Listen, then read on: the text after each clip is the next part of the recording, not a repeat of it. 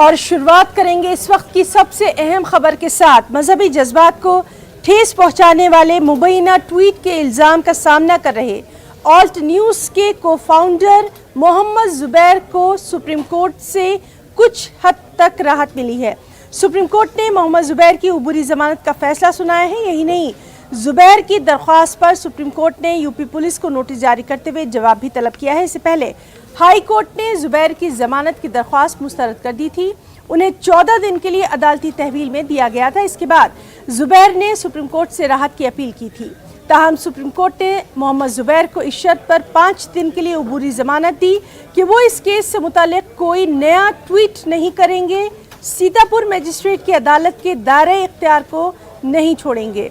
UP हुकूमत की जानिब से सॉलिसिटर जनरल तुषार मेहता ने मामले को संगीन बताते हुए जमानत दिए जाने की मुखालफत की थी, जबकि मोहम्मद जुबैर की पैरवी कर रहे सीनियर एडवोकेट कोलिन गोंजाल्विस ने जमानत देते हुए इस केस में की जा रही कार्रवाई को ही खत्म करने की अपील की थी।